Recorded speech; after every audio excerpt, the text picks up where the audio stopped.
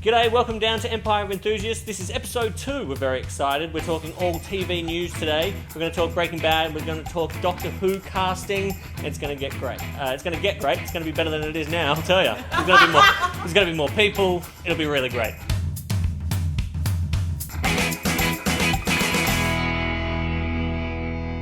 G'day guys, welcome down to Empire of Enthusiasts. Thank you very much for watching. My name's Adam McKenzie. I'll be hosting today. Let me introduce the panellists for today's episode. We have Mr. Nick Caday, the regular co-host. Thank you very much. We have Lady Geek Leah Collins. Thank you very much for coming down. And we have my brother Richard McKenzie.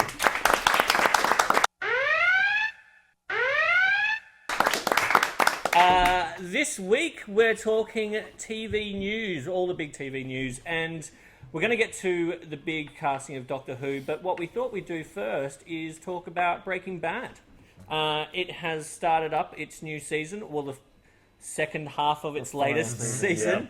Yeah. So we're going to talk some Breaking Bad. So what we like to do here on Empire of Enthusiasts is a spoiler alert. So there is going to be some spoilers. So anyone who hasn't seen Breaking Bad, maybe you might want to leave the room so you don't have anything spoiled. So you might want to leave the room now.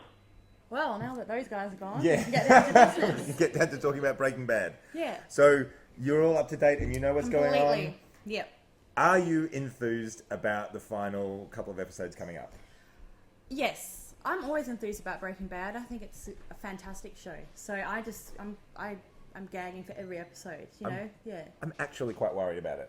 Yeah, well, that's the thing. I think it's so worrisome every episode. Oh, I'm like pulling out my hair. What I mean is like there was such a big gap between the Yep. first half of this season and then this final half of the season. And it's been built up so much. Yeah. And the way that they started off the first episode with like a flash forward. Yes. I'm now worried that they've only got another 7 episodes to go to make that storyline come full circle. And I think they might be trying to jam in as much as they possibly can to make it like the epic ending that everyone thinks it's going to be. I actually think I've got trust in Vince Gilligan. I think he had a plan the whole time. Yeah. And he always does the jump forwards, jumps back. That's been common through the whole series. And I think that he's got it in the bag. Yeah? I really do. Yeah. Okay, now, this is one thing that I've been thinking about ever since it's come back. How do you think it's going to end? Like, because I don't think that anyone in that show is going to end well. Yes. I agree. And my big theory is, and I think this is how I don't know, maybe like is a strong word, because it's, how do you like anything in that show, really? I think Skylar will kill Walt. Really? Yeah, I think that she will be pushed so far, and it will come to the point where she is the one that has to make the decision. And I know there's a flash forward, and he's obviously over his cancer because he's got the beard, and he looks, he looks like he's in remission at least. Yeah, at least, yeah. It's either she's almost going to kill him or he gets away somehow, but I really think that for me would be a perfect ending. Yeah, I just think that in my head, the only way that he can really redeem himself for all the terrible things he's done, and for the dozens of times he's lied to Jesse, I think he's going to lose his entire family. I think that all his kids and definitely. Skylar... Oh, that really goes in the package with Skylar offing him. He's definitely got to lose everything. And obviously it's public knowledge that he's a bad guy because in the episode his neighbour dropped her shopping and was like shocked by his appearance, so everyone knows he's bad. It's out there. I think that Walt is the person most likely to live through it all. I think if anyone's going to survive to the end, it's going to be him. I think everyone else is going to still die around him. I think he's still going to die of cancer at the end. Oh, I think everyone else is just going to fall. But isn't his luck due to run out? No. Like, No. I think that's the reason why it's such a good TV show, is the fact that he constantly puts himself in this situation where at the start maybe it was, to pay for cancer treatment and all that sort of stuff. But now he's got a taste for it. He's a proper villain. Oh, of course. Proper villain. And I think the only redemption can come about is, or at least a good ending, I think, is for him to lose everything that he still pretends to love. But you don't think he'll die? I don't think he'll die. And I think everyone around him We will already die. know that the flash forwards are not really, they can mean something Yeah. else. Misleading. Yeah, Yes, yeah. that's Yeah. definitely true. That's why I think he's going to die, Yeah. because as Fiona said, the flash forwards are often quite misleading. And the one thing I also noticed about the flash forward is I think that if he was just revealed as a meth cook and a drug dealer in the general public, people would go, "Oh, I'm shocked," and so. But the reaction that woman had, his neighbour, was just so terrifying. Something just enormous is going to happen that he has done. That he has done. Yeah. To his family. Maybe either to his family or just. But he's still walking free. Yeah, that's true. Yeah, with a giant machine gun in his in his boot. Anyway, it's pretty exciting. Yeah. There's only so how many episodes left? I think there's 6 episodes left. So we'll see what happens. There's it's going to be a pretty tense run to the end. It's I going to think. be awesome and just and heart wrenching. Yeah, exactly. Yeah. Yeah, as it always is.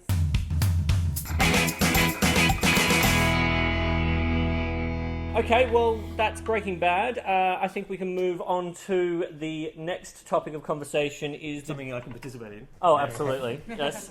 Something that is probably the biggest... will cause the biggest fuss since Ben Affleck getting cast as Batman is the casting of the new Doctor Who. We all know that Matt Smith, the 11th Doctor, is out at the end of this year. And we have a new Doctor, which has been announced. Peter Capaldi has been cast as the 12th Doctor. Yay! And something I read online is that Moffat is thinking of keeping his Scottish accent. Ooh. That's excellent. Yeah. How good is that? Move. Yeah. And you know, all I could think was David Tennant watching that going, what the fuck? What do we think of Peter Capaldi? What do we think? I think it's fine. Okay, great. Discussion going. I'm excited that they've got another old Doctor because as much as the last couple, like Christopher Eccleston and Matt Smith and those guys are very good at being the Doctor, I just thought it was becoming eye candy sort of stuff. Like, you know, oh, he's the cool new hip Doctor, and like I want him to be old and grizzled and like the old school Time Lords. Yeah. Well, A bit more sinister. Yeah. He's Did the. anyone forget Eccleston? Sit in the conch. You spoke up. You got to Why sit in the does chair. everyone forget Eccleston? He was fantastic. He was sinister. great. We're not saying that. Yeah, Eccleston was amazing. He's my favourite Doctor. He was the best new Doctor. Yeah, Yeah. definitely. He was my favourite Doctor. He was the best Doctor ever. everybody. Out of everyone. All of them. Out of all of them. Wow. Out of all 19 of them. Yeah. Wait for the internet to explode. No, well, Peter Capaldi is the equal oldest actor ever to play the Doctor. Right. He's the same age as. Older, isn't he? Yeah, I thought he was the same age as William Hartnell when he. looked it up, but when he they was... said he was 2 years older than Hartnell the other day in an article I read. Right. Well, we'll have to track that article down and prove them wrong, or All right. be wrong. I don't Let's- know. He doesn't look it though. He doesn't have the old manness of Hartnell. No. You know, like No, he well, was you know, proper a man in his old 50s man. in the 60s was Yeah, exactly. pretty much We're on much- death's door. We're much younger, yeah. That's You know, exactly very it. different. You know me, I like to spark a bit of debate here on Empire, so I'm going to call it and say that the last season of Doctor Who was a little bit shit. Yeah. I don't Yeah. think there's a Yeah. debate. No, there's no debate. there's no. Yeah. Do you hear me, Moffat? No, but the thing is that the first half of that season was amazing, and he went back to old school one-off episodes, and Rory and Amy was such, he's got such great chemistry with them, and then this last half has been really bad. And so what I'm hoping is this new Doctor will come in and he can, I don't know, revitalise his writing. No, I see, don't know. that's why I'm a bit meh about the casting news, because the thing that strikes me is that Peter Capaldi is a good actor, but it's not going to make the show any different unless either there's a change of writer or he writes better. Yeah. Yeah. Because the thing is if you watch when you watch the episodes where people regenerate. Now, Christopher Eccleston's Doctor and David Tennant's Doctor were written exactly the same way, because Russell T Davies just wanted to write the Doctor in one way. As it turns out, they had different actors, so there were slight differences, but they sound exactly the same. Yeah. And the difference from Tennant to Matt Smith has been minimal, really, the way they're written. Yeah. So unless there's a change in the way that the character is perceived, I don't think it's going to make any difference who... They could have cast a rabbit and it would have Yeah. been the same thing. So you want to Rabbit's go can in and run fast as well, Yeah. which is all he fucking does. Yeah. You know, Yeah. and he can use his magic wand. So Yeah. whatever. so you want to go in and just like cut out the writing group and get a whole bunch of new guys in. No, and I you think that the will guys who revitalise write it are really good. I just think they need to change their ideas and get some new ideas. Yeah, but how do you get new ideas from the old bastards that are sitting there writing and who have this Doctor Who worshipping thing? I think get people who've never heard of Doctor Who.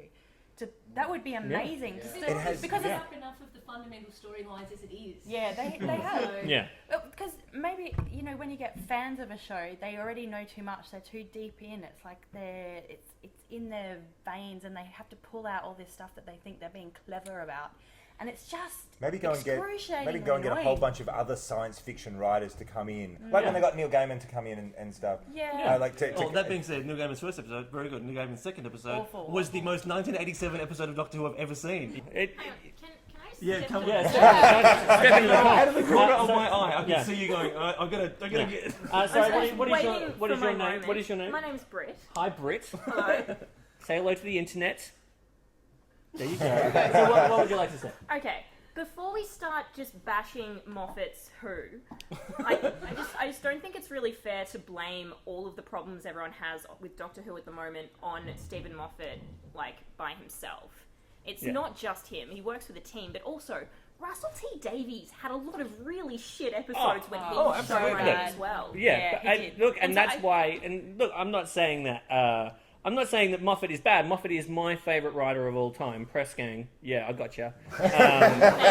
But I just feel like he's done it. That's it. You've had a great run. Let's see someone else. Look, and I think it's also important to note that, Doctor Who has been on TV and off TV for 50 years, and about 75% of it's not very good, Yeah. which is fine. Wait for the No. internet to explode.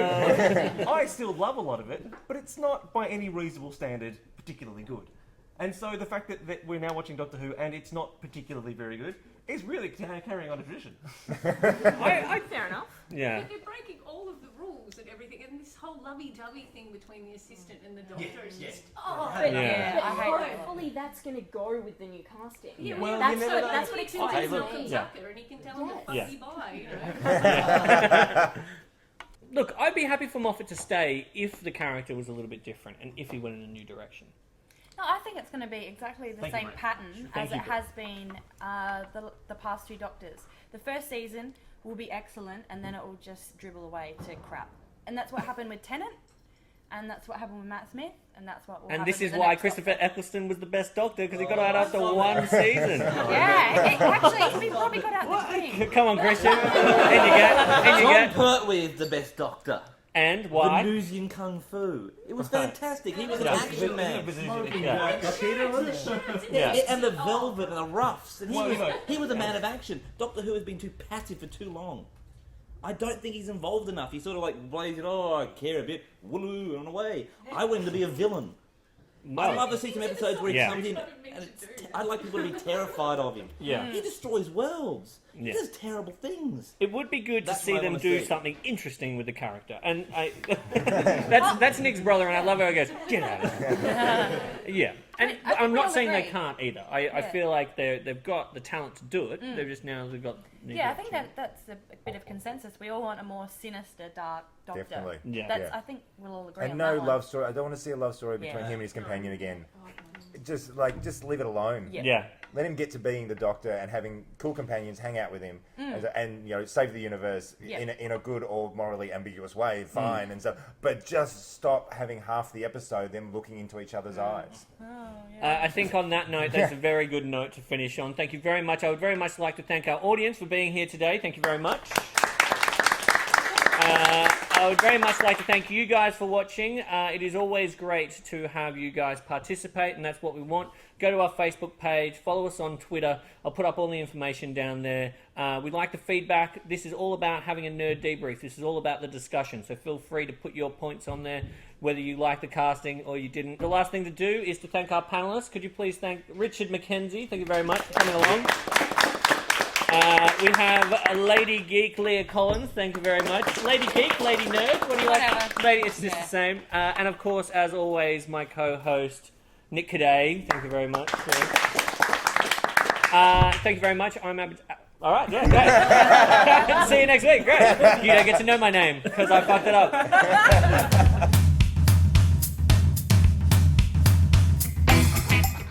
Well, that's all we have time for this week. Thank you very much for choosing in. That's a new internet term for choosing to tune in. Look at me, I'm like Shakespeare. We are making the show that you want to watch, hopefully, so we would love to see your feedback on the Facebook page. Join us on Twitter. Tell us what you think, not only about the topics we talk about, but also about the show and what you would like to see more of and what you would like us to talk about. We're very excited to be doing the show, and we'll see you next week. Cheers.